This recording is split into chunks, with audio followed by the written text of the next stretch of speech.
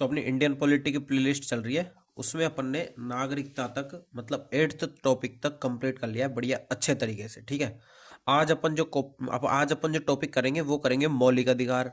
भाग 3 में जो अपने मौलिक अधिकार आते हैं ना, वो अपन इस वीडियो में कंप्लीट करेंगे अच्छे तरीके से।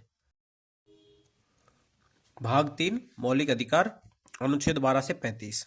भाग 3 भारतीय संविधान का मैग्ना कार्टा बोलते हैं इसको। मूलतः भारतीय संविधान में 7 मौलिक अधिकार थे, किंतु वर्तमान में 6 मौलिक अधिकार हैं।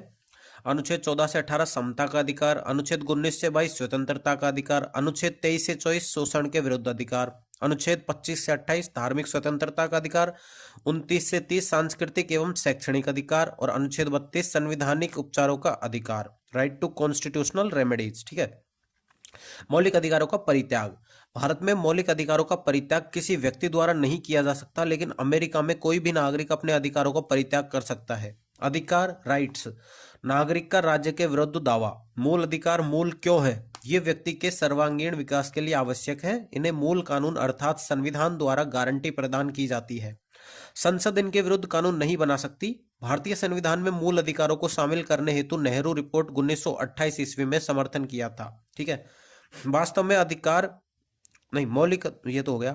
वास्तव में अधिकार लोकतंत्र के आधार स्तंभ है, और जैसा कि राजनीति विज्ञान के प्रसिद्ध विचारक लास्की ने कहा कि अधिकार उन सुविधाओं का नाम है जिनके अभाव में कोई व्यक्ति अपने व्यक्तित्व के विकास की उम्मीद नहीं कर सकता है।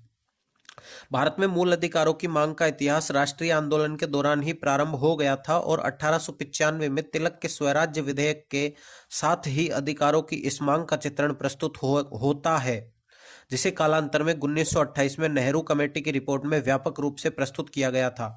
भारत के संविधान में मूल अधिकारों का यह भाग अमेरिकी संविधान से प्रभावित है। अमेरिकी संविधान से प्रभावित है।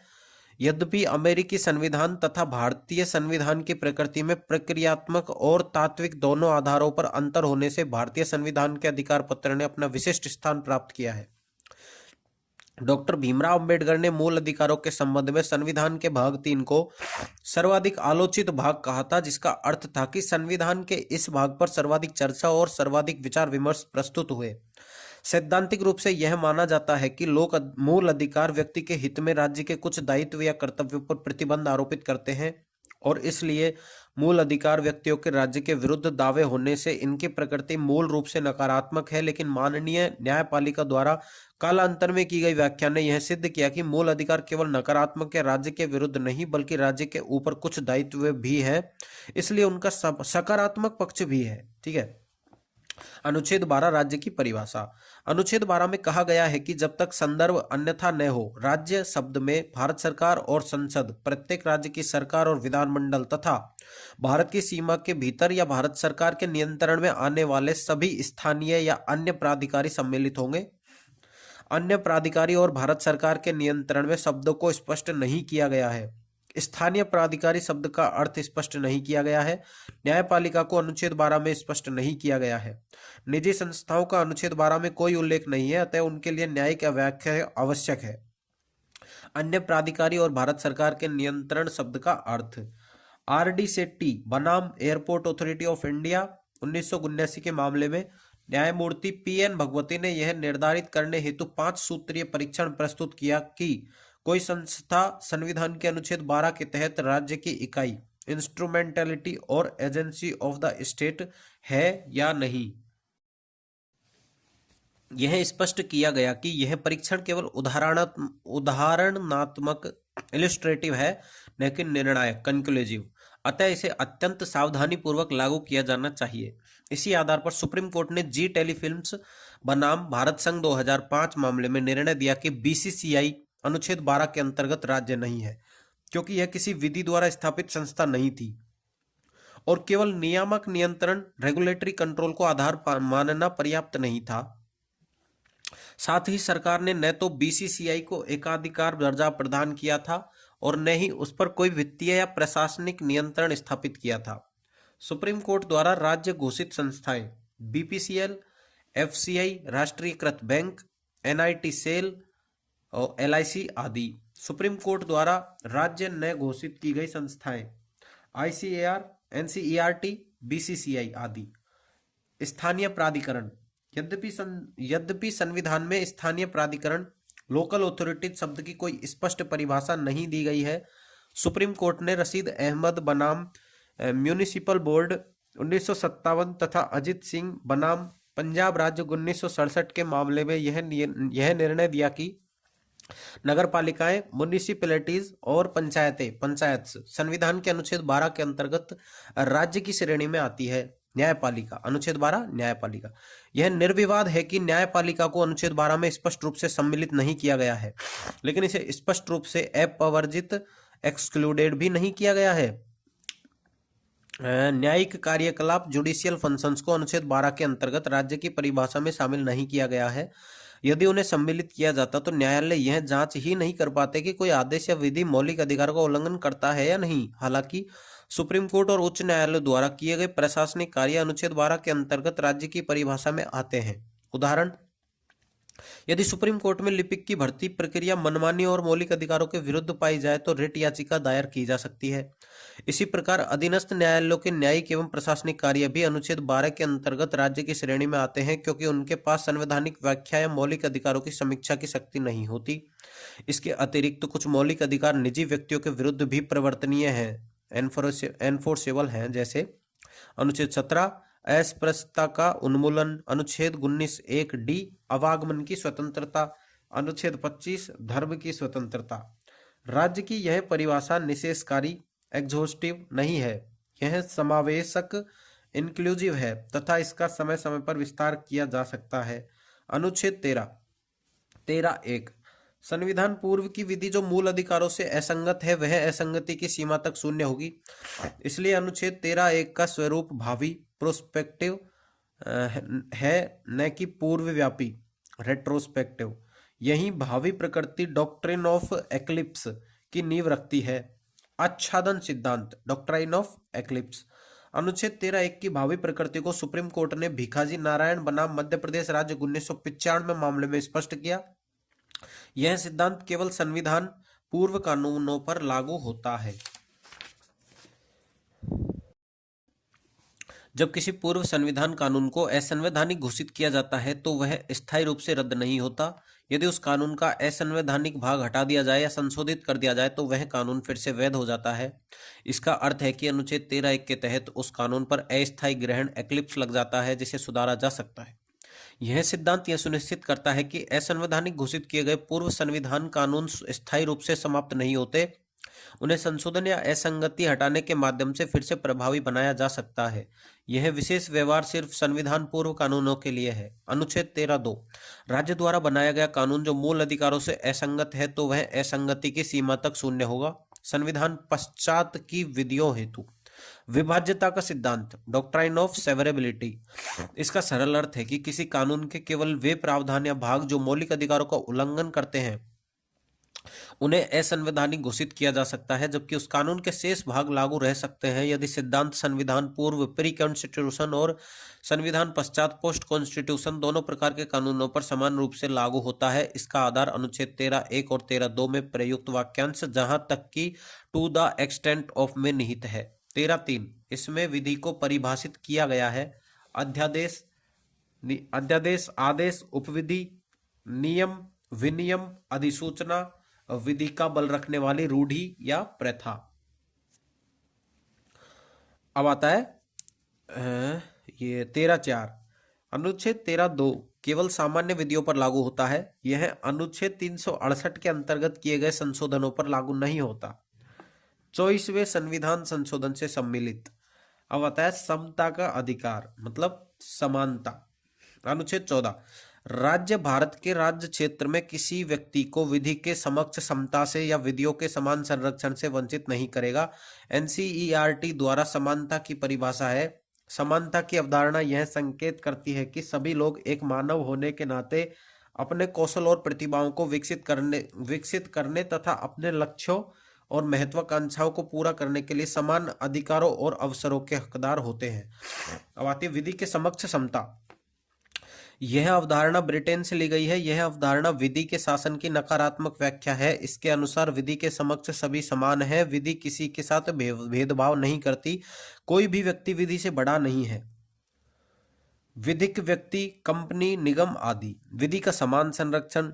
यूएसए से ली गई है। यह अवधारणा विधि के शासन की नकारात्मक सकारात्मक व्याख्या है। समान परिस्थितियों में विधि समान व्यवहार करेगी। विधि युक्ति संगत, सकारात्मक, न्याय संगत भेदभाव कर सकती है। विधि का शासन, सभी के लिए एक समान विधि और सभी के लिए एक समान न्यायतंत्र। संवैधानिकता, कॉन्स्टिट्यूशनलिज्म, सरकार की शक्तियां संविधान द्वारा सीमित होनी चाहिए और सरकार के सभी कार्यों का संचालन विधि द्वारा नियंत्रित होना चाहिए। अनुच्छेद 14, अन्य सभी मौलिक अधिकारों की रीढ़।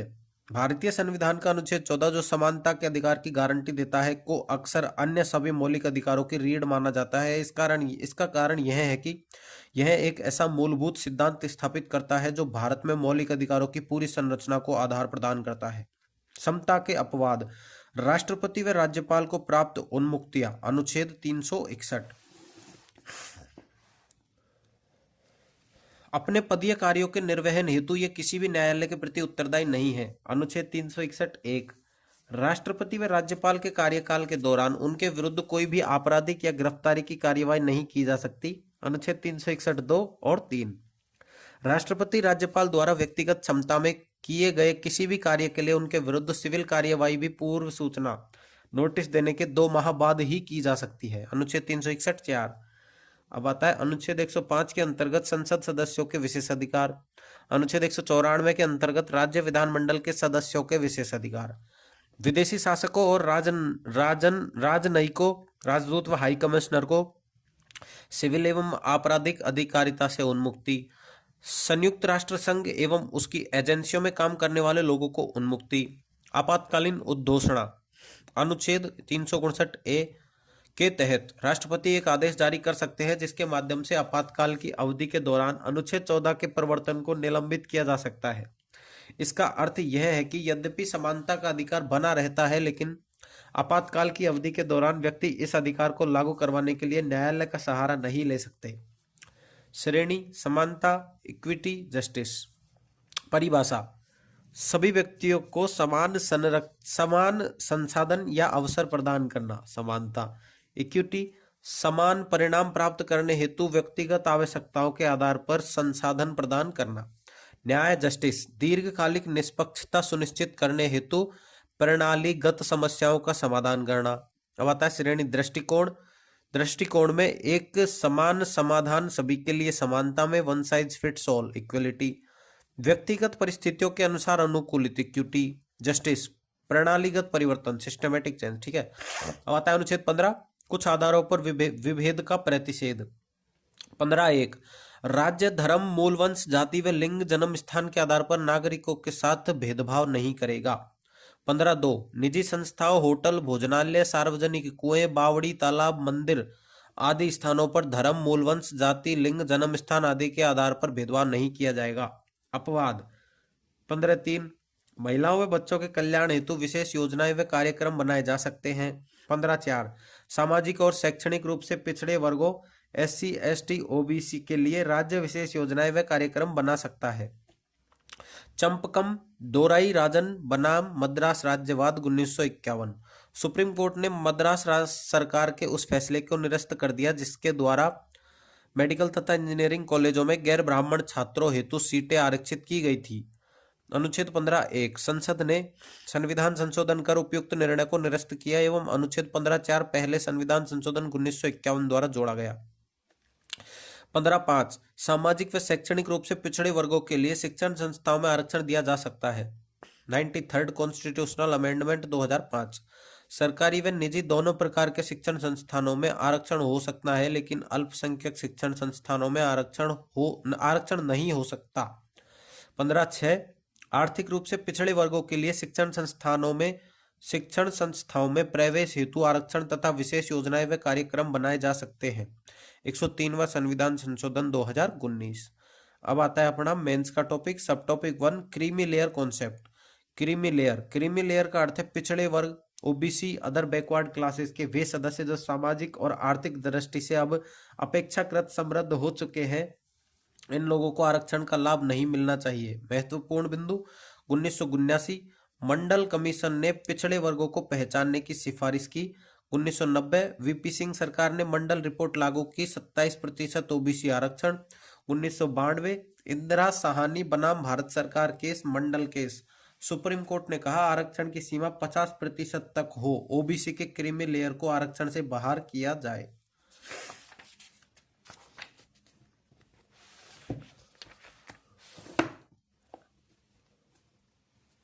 वर्तमान मानदंड। केंद्रीय स्तर पर ओबीसी में क्रीमी लेयर की आय सीमा ₹8 लाख वार्षिक है। नीचे दिए गए लोग क्रीमी लेयर माने जाते हैं, भले ही उनकी आय कम हो। उच्च पदों पर कार्यरत क्लास फर्स्ट, ग्रुप ए सरकारी अधिकारी, कर्नल और इससे ऊपर के सैन्य अधिकारी, बड़े व्यवसायी या उद्योगपति, प्रतिष्ठित पेशेवर जैसे डॉक्टर, वकील जो बड़ी आय अर्जित करते हैं। इस सीमा को 15 लाख करने की सिफारिश एनसीबीसी के द्वारा की गई, लेकिन अभी ₹8 लाख लागू है। सकारात्मक पहलू, पॉजिटिव डायमेंशंस, बिंदु विवरण, वास्तविक लाभार्थी चिन्हित करना, इसमें वही लोग आरक्षण पाते हैं जिन्हें वास्तव में जरूरत है। सामाजिक न्याय में सुधार, समृद्ध ओबीसी को बाहर कर गरीब ओबीसी को आगे लाना। आरक्षण की विश्वसनीयता बढ़ी, न्यायपालिका ने इसे संतुलनकारी निर्णय माना। योग्यता की रक्षा, क्रीमी लेयर बाहर होने से अधिक योग्य लोगों को अवसर। आरक्षण की विश्वसनीयता बढ़ी, न्यायपालिका ने इसे संतुलनकारी निर्णय माना। योग्यता की रक्षा, क्रीमी लेयर बाहर होने से अधिक योग्य लोगों को अवसर। नकारात्मक पहलू, बिंदु विवरण, आर्थिक आधारित वर्गीकरण पर जोर, जबकि पिछड़ेपन का निर्धारण केवल आय से नहीं हो सकता। भ्रामक कार्यान्वयन, कई राज्यों में क्रीमी लेयर लागू ही नहीं या भिन्न मानक। राजनीतिक हस्तक्षेप, आय सीमा बढ़ाने के दबाव, वोट बैंक के कारण। जटिल प्रक्रिया, सही डेटा न होने से निर्धारण में दिक्कत। सब topic 2, creamy layer in SC ST. Indira Sahni बनाम भारत संघ 1992। क्रीमी लेयर केवल अन्य पिछड़ा वर्ग ओबीसी पर लागू, अनुसूचित जाति, अनुसूचित जनजाति, एससी एसटी पर लागू नहीं, क्योंकि उनका पिछड़ापन आर्थिक से ज्यादा सामाजिक है। जनरल सिंह बनाम लक्ष्मी नारायण गुप्ता 2018। क्रीमी लेयर सिद्धांत अनुसूचित जाति, अनुसूचित जनजाति, एससी एसटी पर भी लागू, लेकिन केवल पदोन्नति में। सर्वोच्च न्यायालय ने कहा क्रीमी लेयर का बहिष्कार अनुच्छेद 16(4)(a) के विरुद्ध नहीं है। अनुसूचित जाति, अनुसूचित जनजाति, एससी एसटी के संपन्न लोग पदोन्नति में आरक्षण का दावा नहीं कर सकते। यदि कोई आर्थिक रूप से संपन्न है और उच्च पदों पर आसीन है तो केवल सामाजिक पिछड़ापन ही पर्याप्त नहीं है। नोट, यह प्रारंभिक नियुक्तियों में लागू नहीं है, केवल पदोन्नति के मामले में लागू है। अनुसूचित जाति, अनुसूचित जनजाति, एससी एसटी की पदोन्नति में क्रीमी लेयर क्यों? पक्ष, कारण विवरण। समानता का अधिकार, आर्टिकल 14। यदि समृद्ध एससी एसटी को भी लाभ मिले तो यह अन्य पिछड़ों के साथ अन्याय होगा। योग्यता की रक्षा, जो लोग पहले से ही ऊंचे पदों पर हैं उन्हें बार बार आरक्षण से लाभ नहीं मिलना चाहिए। वास्तविक वंचितों को प्राथमिकता, गरीब और सामाजिक रूप से कमजोर एससी एसटी को ही लाभ मिलना चाहिए। विपक्ष, बिंदु आलोचना, एससी एसटी पिछड़ापन सामाजिक है, सिर्फ आर्थिक आय से पिछड़ापन तय नहीं हो सकता। उच्च पद प्राप्त करना जातीय भेदभाव से मुक्ति नहीं देता, जातीय भेदभाव तो हमेशा बना ही रहेगा। संवैधानिक सुरक्षा कमजोर होगी, इससे संविधान के अनुच्छेद 341 और 342 के तहत दी गई सुरक्षा खतरे में पड़ सकती है। अब आता है सब टॉपिक 3, ओबीसी समुदाय का उपवर्गीकरण। सब टॉपिक 3, ओबीसी समुदाय का उपवर्गीकरण। उपवर्गीकरण सब क्लासिफिकेशन क्या है? ओबीसी वर्ग में आंतरिक उपश्रेणियां बनाना जिससे आरक्षण की सुविधा वास्तव में अधिक पिछड़े समूहों को मिल सके, यही उपवर्गीकरण कहलाता है। इसका उद्देश्य है कि ओबीसी में जो अत्यंत पिछड़े वर्ग है उन्हें विशेष लाभ मिले और जो पहले से आरक्षण का ज्यादा लाभ ले रहे हैं उनका वर्चस्व कम हो। कई राज्यों ने ओबीसी में 3 या 4 श्रेणियां बनाई। राज्य श्रेणियां: बिहार अत्यंत पिछड़ा वर्ग और पिछड़ा वर्ग, उत्तर प्रदेश पिछड़ा 2%, अत्यंत पिछड़ा 15%, कर्नाटक, आंध्र प्रदेश, तमिलनाडु, केरल ABCD ग्रुप या EBC MBC जैसे उपवर्ग। प्रमुख आयोग और समितियां: आयोग समिति, वर्ष, मुख्य सुझाव या कार्य। काका कालेलकर आयोग 1953 में पहली बार पिछड़ों की सूची बनाई, लागू नहीं हुई। मंडल आयोग 79 में 27% आरक्षण की सिफारिश, उपवर्गीकरण नहीं किया गया। NCBC 1993 पिछड़े वर्ग, अत्यंत पिछड़े वर्ग और अल्प विकसित वर्ग की अवधारणा दी। कर्पूरी ठाकुर फार्मूला 1970 के दशक, बिहार में सबसे पहले उपवर्गीकरण लागू किया। जस्टिस रोहिणी आयोग 2017 से 23, केंद्र की ओबीसी सूची का अध्ययन किया और उपवर्गीकरण की सिफारिश की।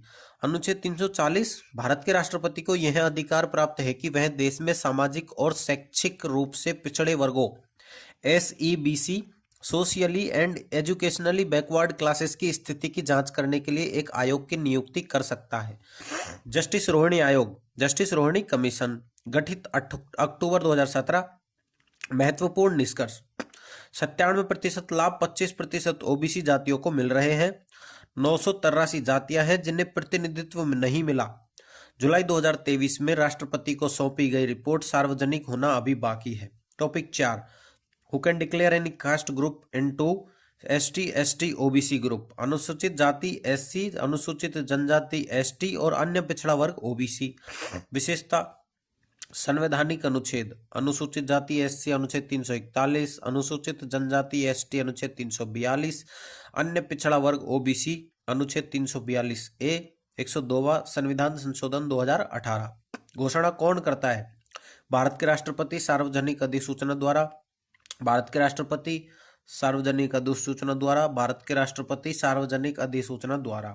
किसकी सलाह ली जाती है? संबंधित राज्य के राज्यपाल से। संबंधित राज्य के राज्यपाल, इसमें भी राज्यपाल। सूची में परिवर्तन कौन कर सकता है? केवल संसद कानून बनाकर, इसमें भी केवल संसद कानून बनाकर, इसमें केवल संसद कानून बनाकर। केवल केंद्रीय सूची के लिए। क्या राज्यों की अपनी सूची हो सकती है? नहीं, राज्य अलग सूची नहीं बना सकते। नहीं, इसमें भी राज्य अलग सूची नहीं बना सकते। हाँ, राज्य अपनी ओबीसी सूची बना सकते हैं जो केवल राज्य स्तर के आरक्षण के लिए मान्य होती है।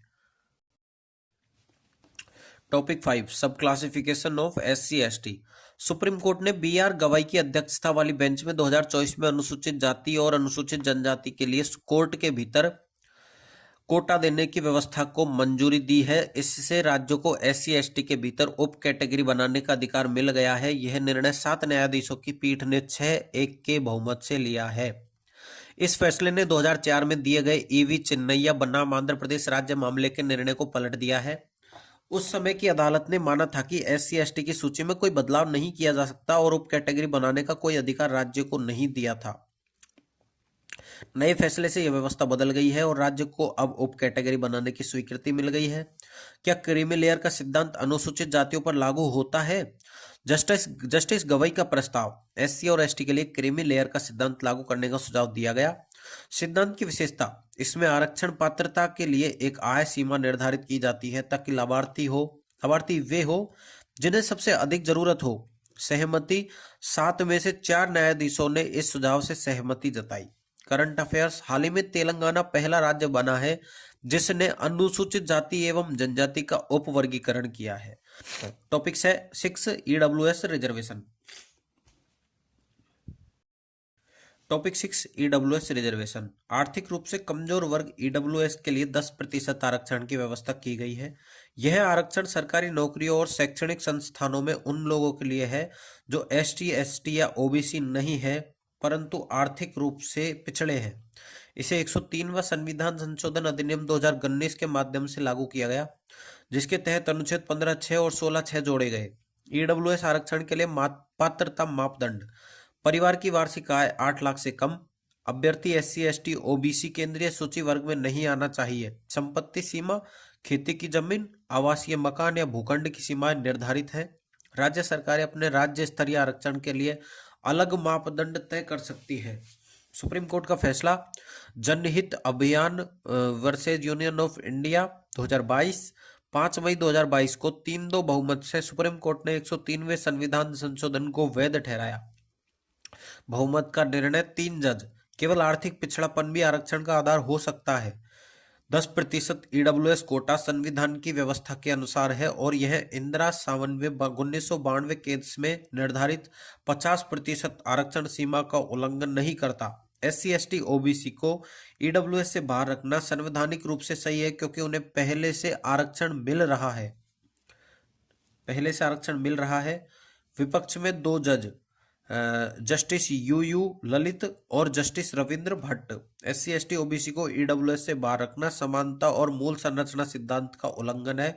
उन्होंने यह भी कहा कि 50% आरक्षण की सीमा नहीं तोड़ी जानी चाहिए। अनुच्छेद 16, लोक नियोजन के विषय में अवसर की समता। 16(1) राज्य लोक नियोजन में सभी नागरिकों को समान अवसर उपलब्ध कराएगा। 16(2) लोक नियोजन में किसी भी नागरिक को धर्म, मूल वंश, जाति, लिंग, जन्म स्थान, उद्भव, वंशानुगतता एवं निवास के आधार पर अयोग्य नहीं ठहराया जाएगा। अब आता है अपवाद। 16(3) संसद किसी पिछड़े राज्य या यूटी की स्थानीय नौकरियों में वहां का निवासी होने की बाध्यता रख सकती है। 16(4) पिछड़े वर्ग जिनका सरकारी नौकरियों में पर्याप्त प्रतिनिधित्व नहीं है उनके लिए स्थान आरक्षित रखे जाते हैं। 16(4)(a) पदोन्नति में आरक्षण 77वें संविधान संशोधन अधिनियम 1995 द्वारा सम्मिलित अग्रनयन का सिद्धांत। किसी आरक्षित पद या नए भरी गई रिक्तियां अगले वर्ष पृथक वर्ग के रूप में मानी जाती है। 16(4)(b) बैकलॉग भरने में 50% से अधिक आरक्षण 81st अमेंडमेंट 2000। 16(5) धार्मिक संस्थानों में उसी धर्म के लिए स्थान आरक्षित किए जा सकते हैं। 16(6) आर्थिक रूप से कमजोर वर्गों के लिए आरक्षण 103वां संविधान संशोधन 2019।